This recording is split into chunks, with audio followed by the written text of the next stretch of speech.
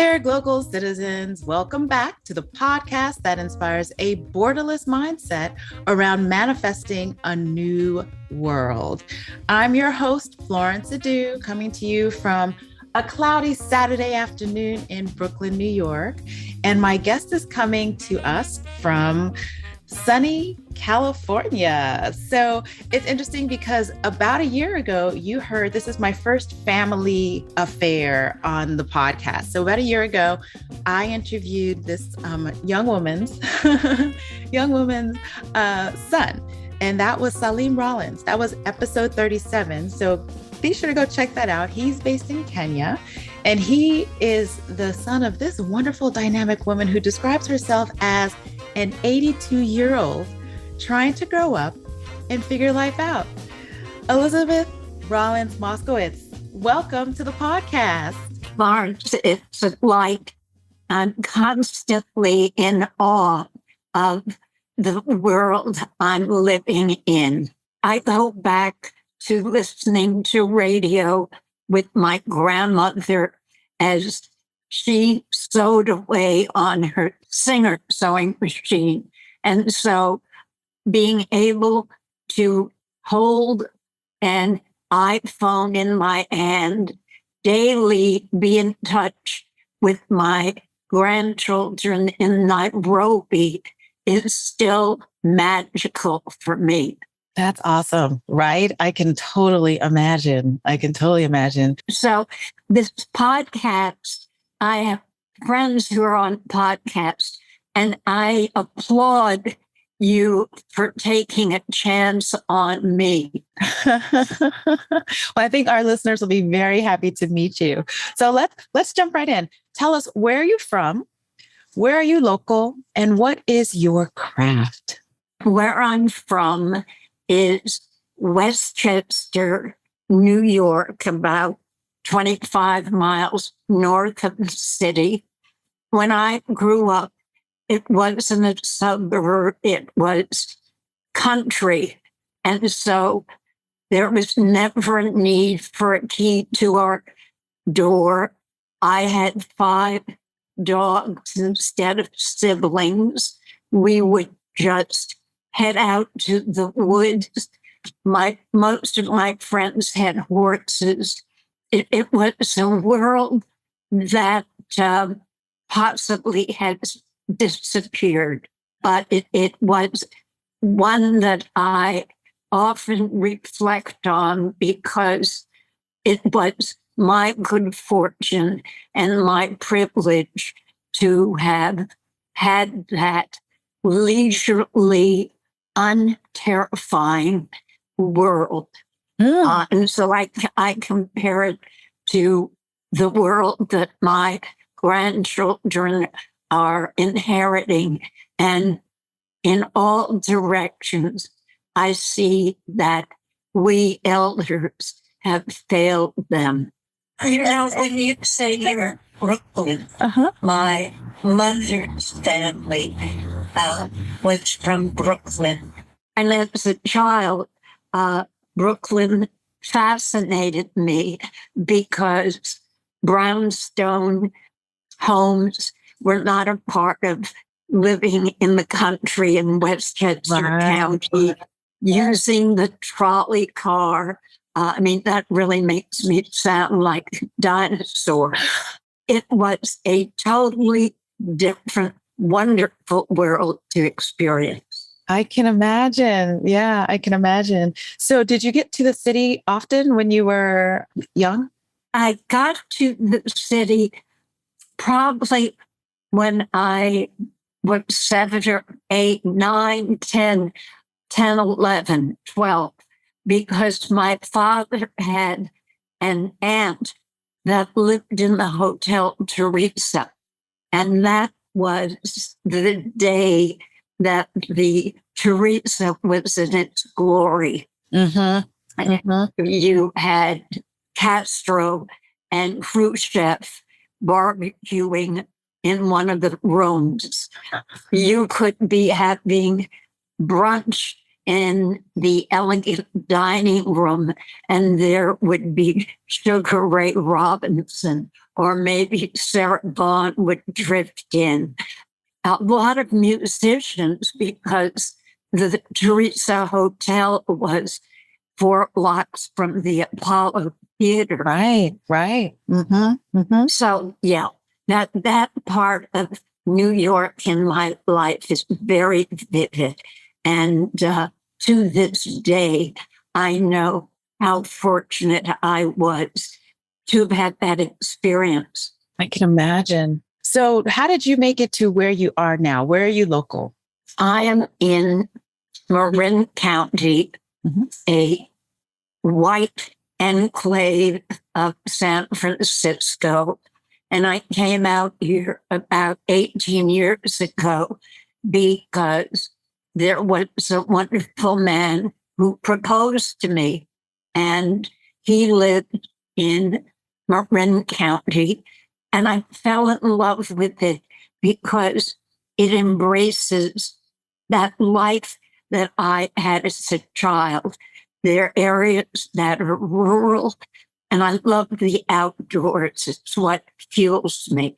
So that's how I got out here. Okay. And that's Northern California. That's Northern California. Mm-hmm. And it's a small hamlet which allows me to experience anything I need, whether it's going to the post office, whether it's an array of exciting Northern California style restaurants.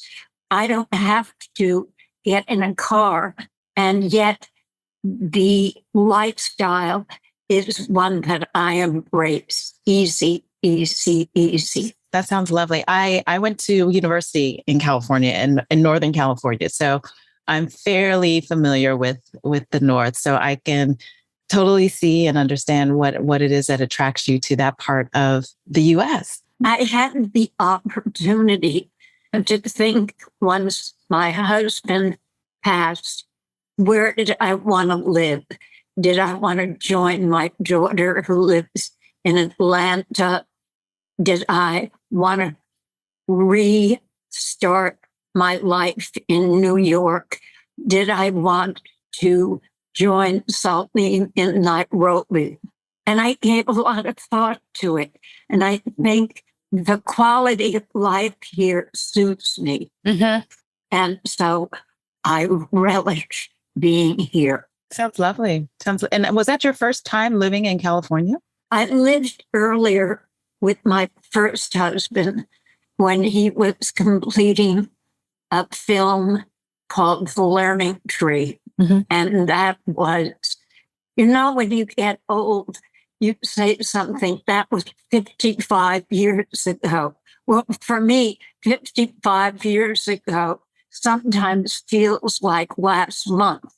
And I can only say that one day, when you have the good fortune to be in your 80s, possibly what I have said will resonate. Wow. Okay. So before we talk about your first time living in California and your experience with your first husband, what would you describe as your craft? Over the years, you've had many crafts, I'm sure. What would you describe as maybe your favorite craft or your longest enduring craft? What would you describe it as? Probably, finally, not feeling intimidated by my artistic drive. Having a father who was an illustrator for Esquire magazine and Playboy, having a first husband who was a Renaissance man in photography, in music, in film, in writing. Some of my inner drive was squashed, but that was on me.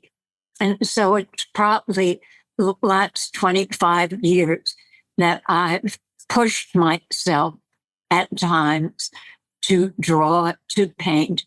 The arts fuel me. They allow me to shut out everything that's going on and dive into my imagination and creating. Mm. So that's very interesting. You say that your father and your first husband, you somehow felt a little bit shadowed by their creative. Tell us a little bit more about how that was growing up as a woman, because the world was so different back then, and it was particularly challenging for women. What was it like to know that you were creative? And I feel like you had expressed yourself in some ways that your father would have recognized and your first husband would have recognized. What was it like? Well, it was just an acceptance of mores that were not particularly unusual during that time.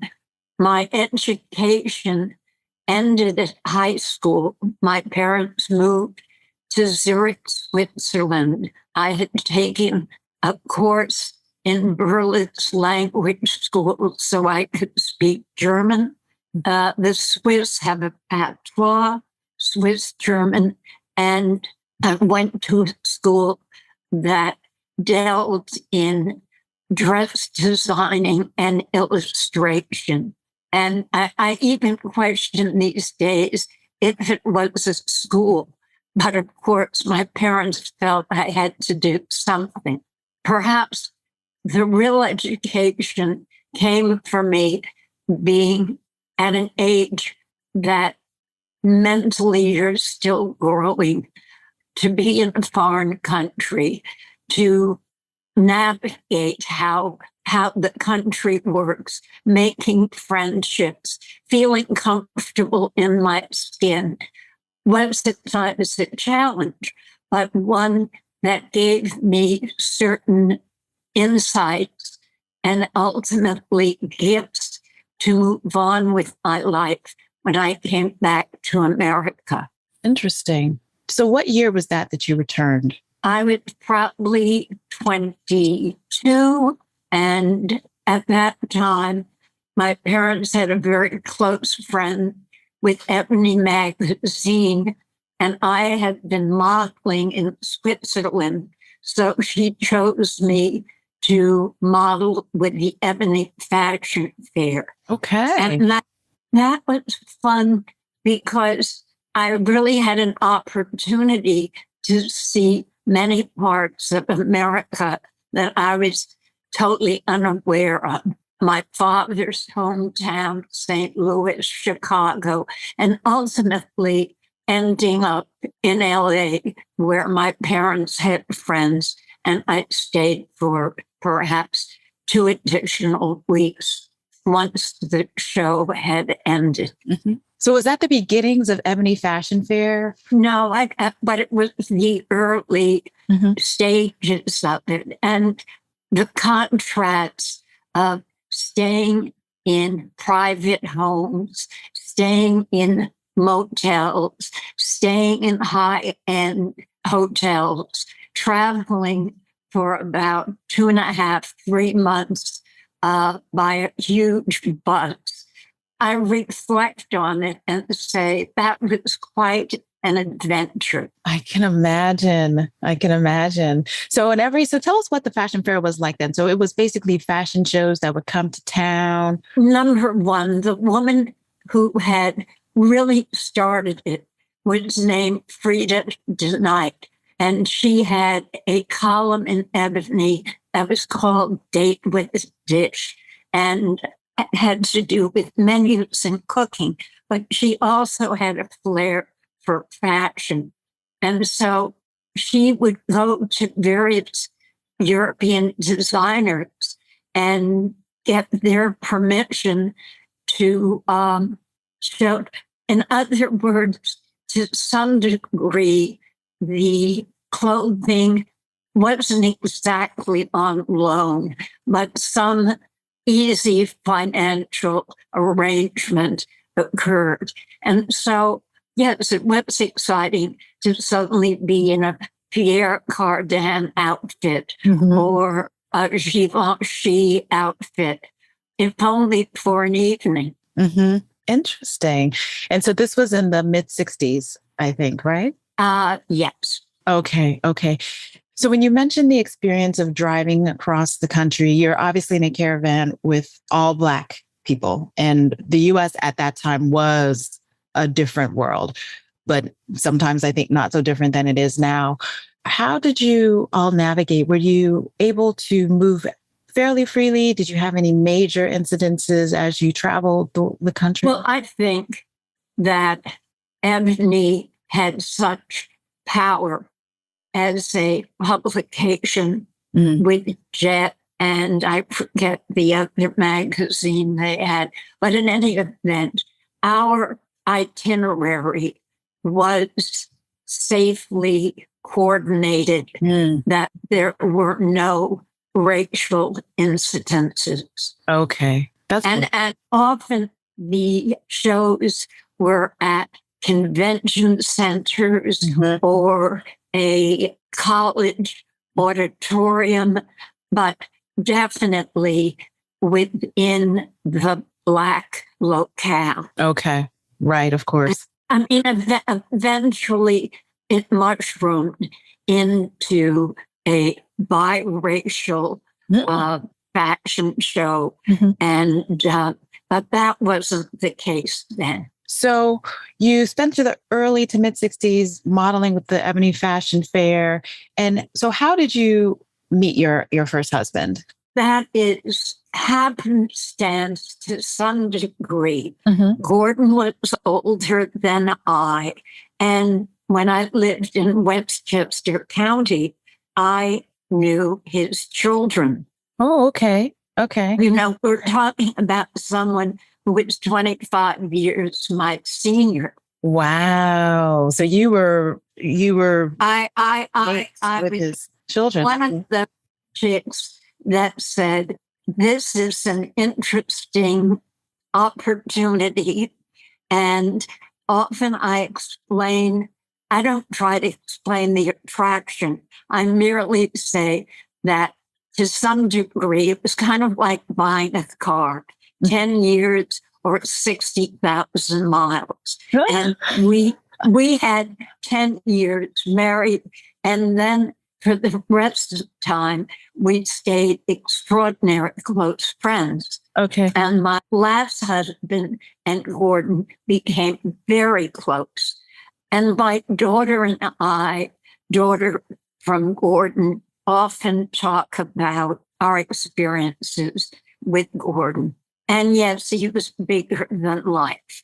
I can imagine. So let's go back to when you lived in California. So you lived in California when the Learning Tree was being made.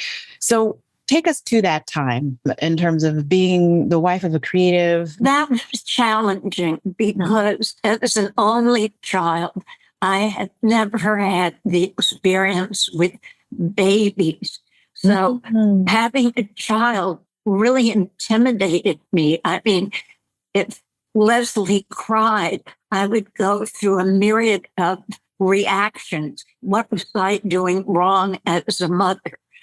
I managed to meet friends with young children at the local park.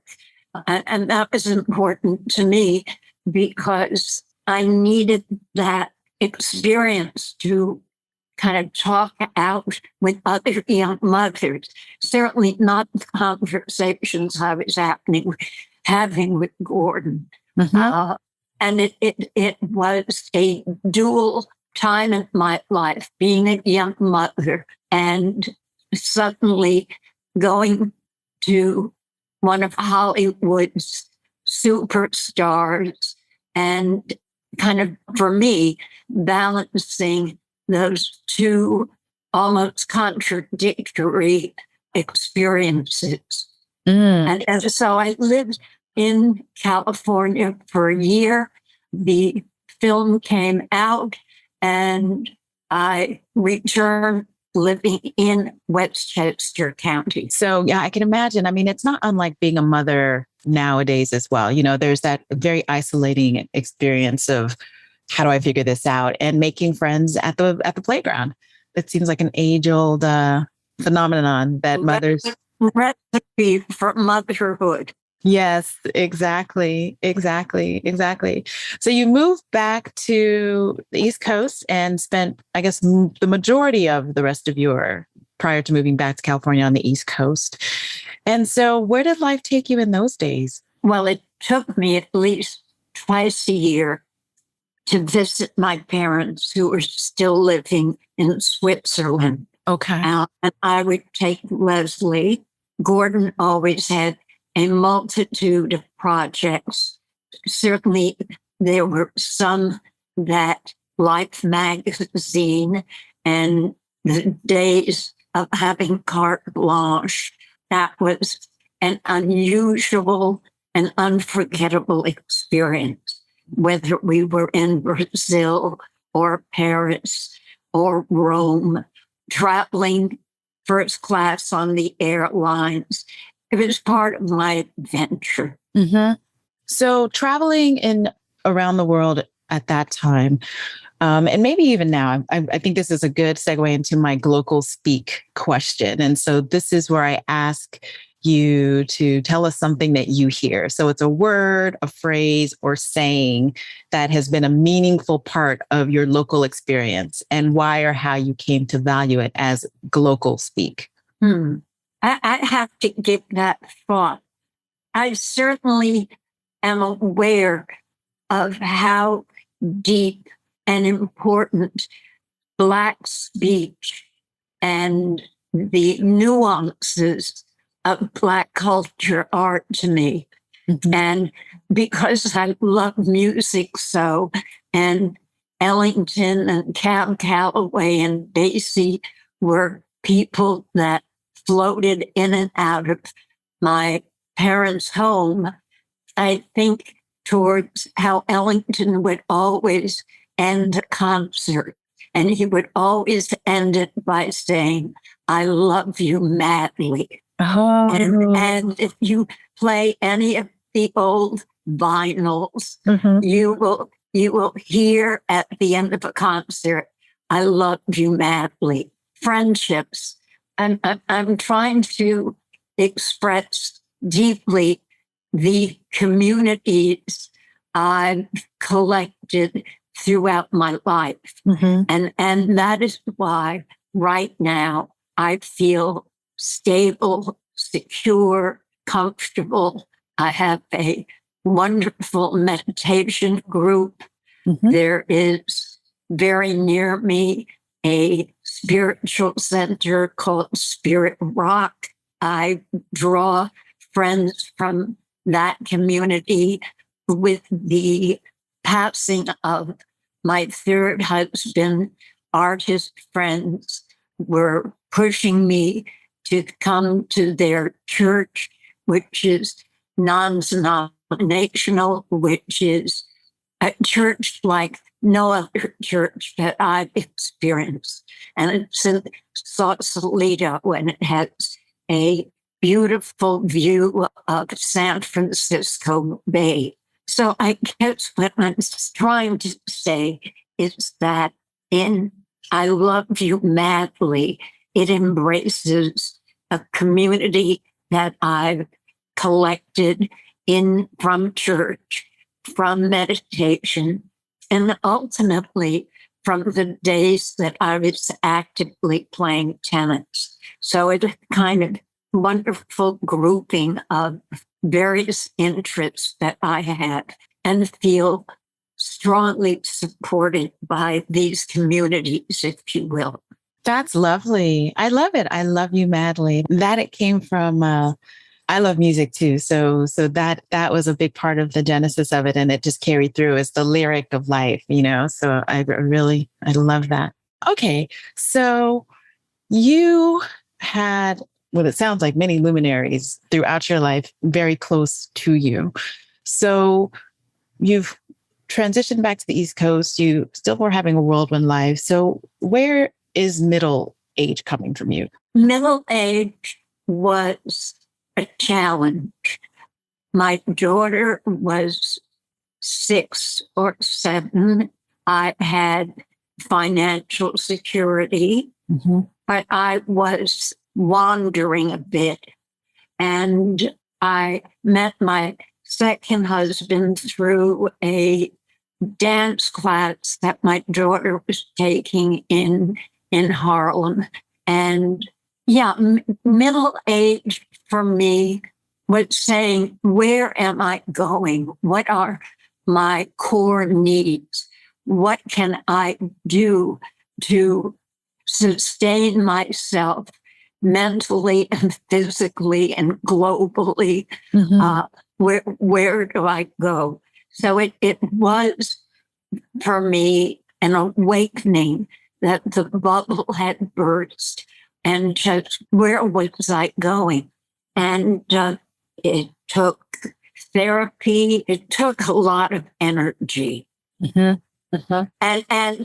it took the kind of energy that one can have in one's 50s, but one may not have in one's 80s. I see. So fortunately, it happened in a time when you had the energy to be able to. I think, there's a reason that we call it middle age. Right. I think, I won't say I was going through an identity crisis, but certainly for me, things were unraveling and my mojo wasn't working.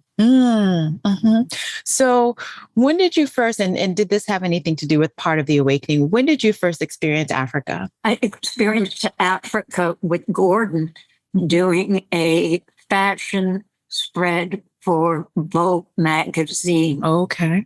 And we were in Victoria Falls and Rhodesia. And I can remember going down the Zambezi River with at that time, white hunter, and he was manning the motorboat. It was Gordon, me, and perhaps 2 other people. And this man's idea of fun was taking the boat and bouncing off hippos. Wow. Yes. Well, that was something I did, as my father would say, twice, the first and last time. Right. Yeah. Wow. That's amazing. So that was amazing. Yeah. So you're going down the river, popping off of hippos' backs, but ultimately it was probably a beautiful shoot that graced. Well, I don't think at that point Gordon had a camera. Oh, okay. I think we were all holding on for dear life. Yeah. Okay. So how did you start to, because I know you spent time in Africa, so how did you start to explore more of the continent? And I know Ghana has a special place for you. Yes, it does. And a dear friend, Renee Netlett, who is an entrepreneur, an incredible raconteur, and she started a school that would be the gap experience for college students junior year, and in an area called Cocoa BT. And Salim decided he needed a gap year, and Renee, in a way, was a mentor and a mother for him in Accra. And so possibly he was there not quite a year. I visited one Christmas for about 2 weeks. Okay. And went to the Castle of No Return, went to the rainforest, had the opportunity to meet both politicians and artists, because Renee is, people gather to her. Yes. And we're still very much, thank you, Zoom, thank you, FaceTime. Right. We're still very much in touch. Nice. Yes. And so that's the Cocoa Brite Institute, which I'm very familiar with. And well, yes. And have worked with Auntie Renee in the past. So yes, I just want to. I'm saying things I obviously, we didn't rehearse this. I'm cold about how we meet on the same plane, which is wonderful. Yeah, we had a family. Renee, her son Sekou, who's in Berlin, his children, Salim here with his children. And we said, we really have to do this monthly, or at least make the effort, because so many stories, such energy. Yeah. Let's fast forward to your third husband, who was a journalist, a business journalist. And so he absolutely. And it's always interesting how men have come in my life. I am flabbergasted by the idea of online dating. And that certainly said something about my age. But with Milton, he had been the companion of a very, very dear friend I had met in Zurich, but came back to New York, an African-American woman. And the three of us often, when Milt came from San Francisco into New York, we often got together hearing music, a concert. And suddenly my friend Norma had cancer and succumbed rather quickly. And I was aware of the devotion in her last moments of hospice, the quality of his devotion. And I said, hey, when you're coming to New York, because he was not only doing business in New York, but coming through New York to go to Europe, I said, let's just keep in touch. And keeping in touch morphed into a really loving relationship. And I thought that was going to be it. Occasionally I might come to San Francisco. Occasionally he was in New York. But we certainly had a relationship. And then one day he asked me to marry him. And I was stunned.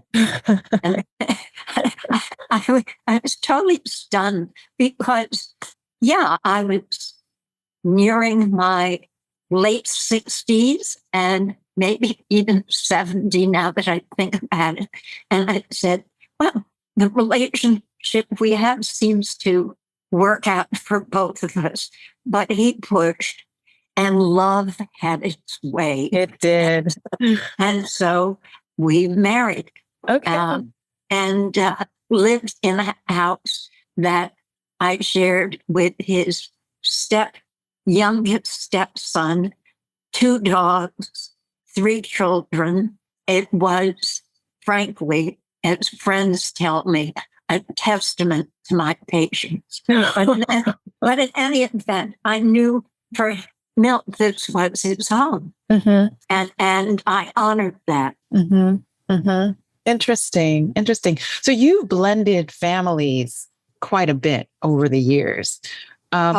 What are some of your tips, or what are some of your takeaways of navigating the blend? Because first, you had a great relationship with your first husband that endured. Your second husband, you didn't speak much about. With my first husband, I had stepchildren who were my age. Right. That I had gone to school with, that I knew. So I think that was a certain blindness of youth. I'll kind of throw that out.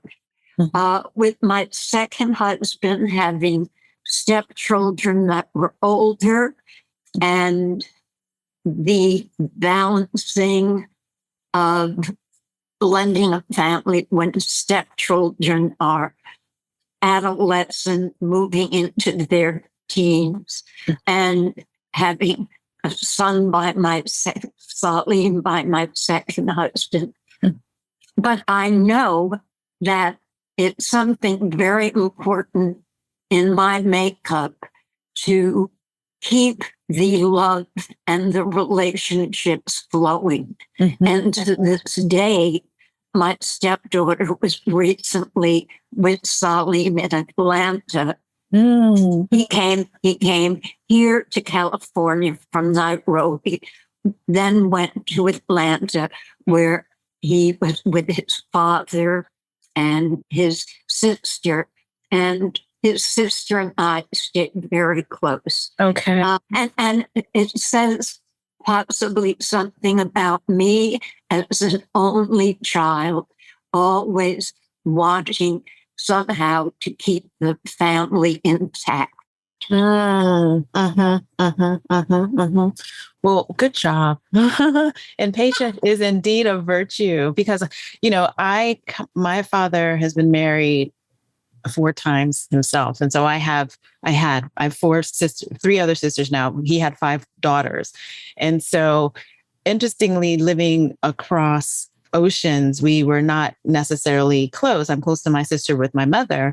But now, as adults, now we are together. Now, just coming together to take care of our father and make sure everything's okay. So I understand it, the effort that counts. Yeah, there comes a time that anger and bitterness is a real effort. So let it go. I don't say you have to adore and embrace everyone, but civility, the idea that there's blood running through your veins that you share. Yeah, as Jesse Jackson would say, keep hope alive. Indeed. So that brings me to my mindset hack question. So this is where I ask you to tell us of your favorite or an innovative mindset hack. So this is something that you can imagine, something you know of, something that you practice. What would you call your mindset hack? Well, my mindset over the past few years has been activated by morning meditation, by clearing any thoughts, really opening the day to the newness of the day. And there have been some readings that have been helpful. But from the time I was little, I can easily be scattered with my thoughts, with my intentions. So starting the day as my feet touch the floor, starting the day with gratitude and giving thought to that. Wow. And then often letting the day at times lead me. I like that as a possibility. And I should also add that I'm in 2 book clubs. One, if you can believe it, is all African American ladies in Marin. And that is an oxymoron. But we are all definitely Black. Okay. We are probably from mid-50s to my dearest friend, Anna, who's 99. Oh, wow. And who I speak to every day, often twice. And she is my special guru. And when she says good night to me in the evenings, she'll say, "Are you in your night clothes yet?" And I love that term. I mean, I shared that with you because it's so endearing. And Salim and my grandchildren have gotten to know her. And for me, she is the embodiment of my family saint. Oh, yeah. That's awesome. That's awesome. So we know you're this expansive person and reader. So tell us, what are some of your favorite reads and most recent reads? Well, I have to say, I am the embodiment of summer reading. Okay. I just read Walter Mosley. That's probably about 4 years old. And I'm trying to think of the title. I think it's like Into the River, Into the Sea. Okay. And it's pure Walter Mosley, grimy, seedy, hip New York. I loved it. The other book I read for his wit is Carl Hyacin. Carl Hyacin, a journalist from Florida. Okay. And he does a run on current politics, of course, using different names, but the melody lingers on, and it's outrageous, and I loved it. Recently, I reread The Interpreter of Maladies. That's Jhumpa Lahiri, who won a Pulitzer for that. And I love the unexpected developments in short stories. So she's fascinating because several years ago, she dove into learning Italian, and now her books are written in Italian, though she's an American and she's living in Rome. Wow. And I love my book clubs because they have often introduced me to writers that I might never have found. Now, when I was growing up, I wasn't a reader, and the books that I was given, perhaps when I was 5 or 6, were Dick and Jane. Dick and Jane are white. Yeah. Their dog is Spot. Their baby sister is called Baby. It turned me off reading completely. And so when I send Christmas gifts to Assad and Asa, there is this wealth of extraordinary Black children's books, teens books, extraordinary writers, extraordinary illustrators. I can only say if I had had that, I would have been gorging myself reading. So reading came to me perhaps in my early teens. Okay, got it. But to your point, it really does matter. I mean, if we look back at generations of Black children who, like you, were turned off until they could read something that represented them, that spoke to them. Yeah. I mean, really, was I going to read Black Sambo? Right. No. Okay. Yeah. I mean, that was almost the choice I had. Either it was Dick and Jane, or it was Black Sambo, or something that was totally degrading and off the charts. Right. Well, thank you for those tips. These are all great tips that we'll share in our show notes with her.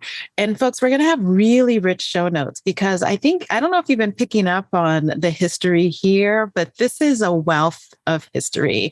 And, we've been glossing over a bit of some of the characters that have been in Liz's life, but this is pretty amazing. So Liz, what's new and next for you? What's going on now? I heard a little bird telling me something about what's going on for you next. What's next?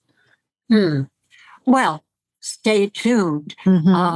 Certainly, I was slowed down by a fall, and Salim coming here was so appropriate because he helped me. I had to have surgery. And so now I'm using a walker, a cane. It's kind of boring stuff that old folks talk about. So we'll push forward. I am hoping at some point in my garage to have a show of the drawings and watercolors that I've done over the past year in Samuel P. Taylor Park, which is about a 20-minute ride.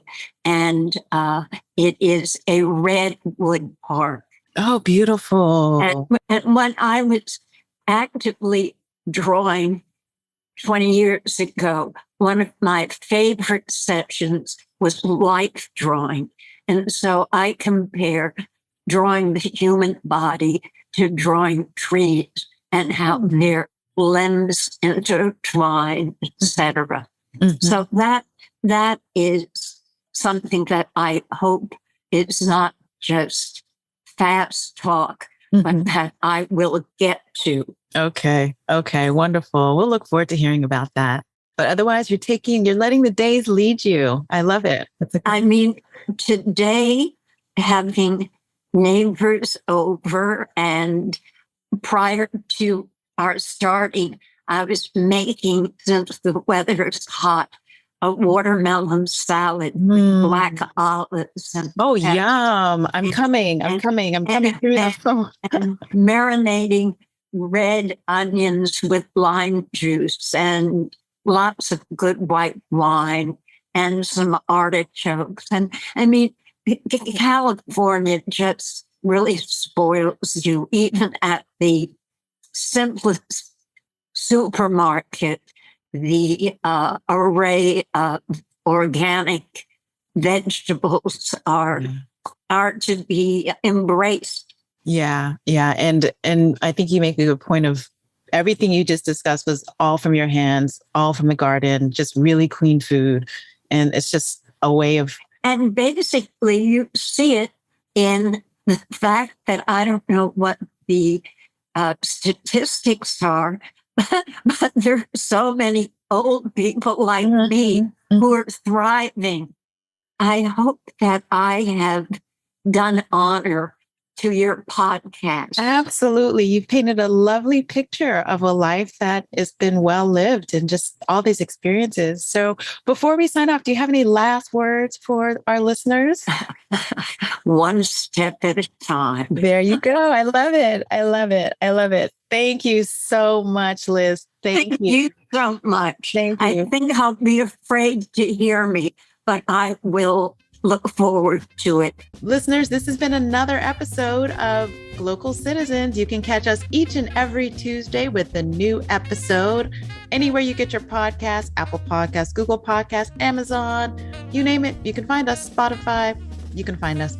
So until next time, and again, you can catch us at www.glocalcitizenspod.com and check out the show notes. They'll be very rich. Thanks for joining us, and bye for now.